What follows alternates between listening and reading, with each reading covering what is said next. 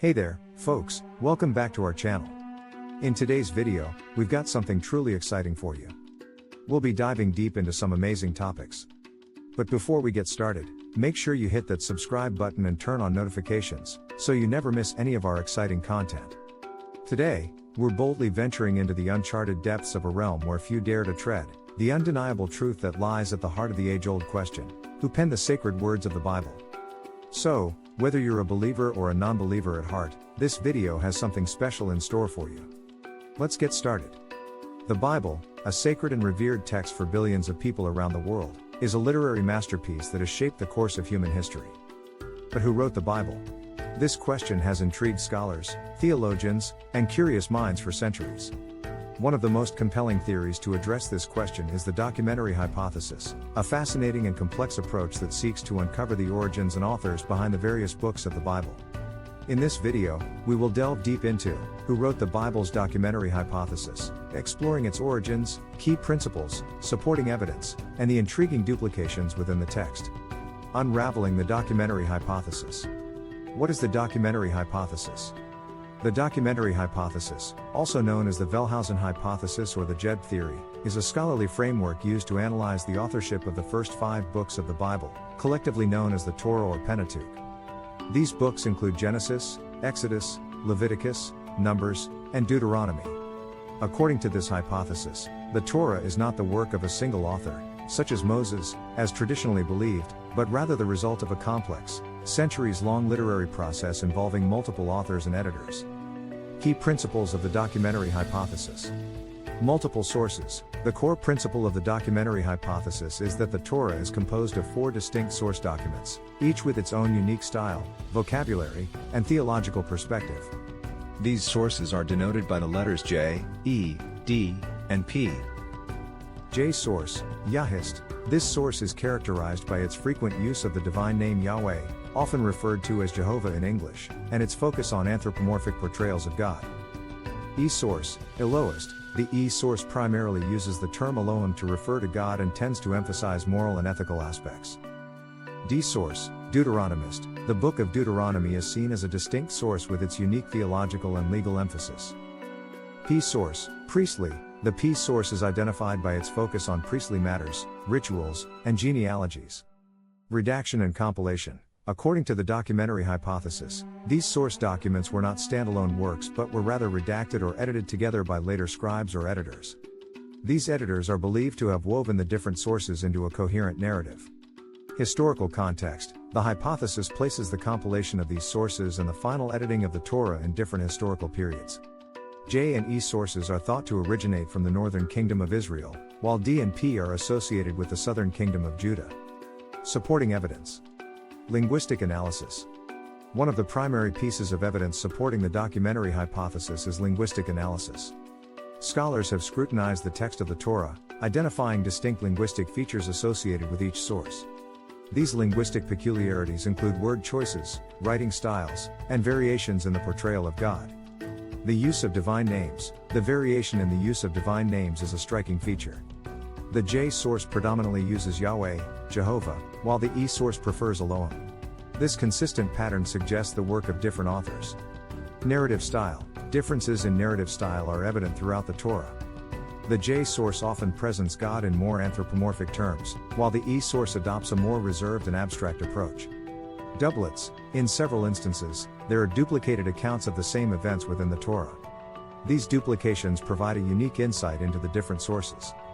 Creation stories. Perhaps the most famous example of duplication within the Torah is the presence of 2 distinct creation stories in Genesis. These stories, found in Genesis 1:1-2-3 and Genesis 2:4-25, offer contrasting narratives of the creation of the world. The first creation story, Genesis 1:1-2-3, often attributed to the P source, describes a systematic and orderly process where God creates the world in 6 days, culminating in the creation of humanity, male and female, in God's image. This account emphasizes God's transcendent power in the cosmic order. The second creation story, Genesis 2:4-25, attributed to the J source, presents a more intimate and anthropomorphic portrayal of God. In this narrative, God forms Adam from the dust of the earth and then creates Eve from Adam's rib. The focus here is on the relationship between God and humanity, as well as the origin of marriage. These doublets in the creation stories highlight the distinct perspectives and theological emphases of the J and P sources. Thematic and theological differences. Beyond linguistic analysis, the hypothesis highlights significant thematic and theological distinctions among the source documents. Ethical emphasis. The E source places a strong emphasis on ethical and moral conduct, while the J source tends to focus on the relationship between God and humanity. Theology of God. Variations in how God is portrayed are apparent. For instance, the J source often depicts God as walking and talking with humans, while the E source presents a more distant and transcendent deity. Religious practices. The P source is rich in descriptions of religious rituals, priesthood, and genealogies, setting it apart from the other sources. Debates and criticisms. Who wrote the Bible? The documentary hypothesis is a compelling theory, but it is not without its share of debates and criticisms. Alternative hypotheses. While the documentary hypothesis remains influential, some scholars propose alternative theories about the authorship of the Torah. Supplementary hypothesis. This theory suggests that, rather than being separate sources, the J and E documents may have been complementary accounts that were intentionally merged. Fragmentary hypothesis. Some scholars argue that the Torah's composition involved the combination of smaller fragments or traditions rather than distinct sources. Lack of direct evidence. Critics argue that there is no direct historical or archaeological evidence to conclusively prove the existence of the J, E, D, and P sources. The hypothesis relies heavily on linguistic analysis and conjecture. Complex redaction. The idea of multiple authors and complex redaction raises questions about the timeline and process of compilation. Critics argue that it is challenging to determine when and how these documents were edited and combined. Theological implications. The documentary hypothesis challenges traditional beliefs about the authorship of the Bible and can be seen as a threat to religious orthodoxy. Some religious groups reject it outright due to its potential impact on faith. FAQs, addressing common questions. Was Moses the sole author of the Torah? No, according to the documentary hypothesis, Moses was not the sole author of the Torah. Instead, it posits that the Torah is the result of a compilation of multiple source documents over centuries.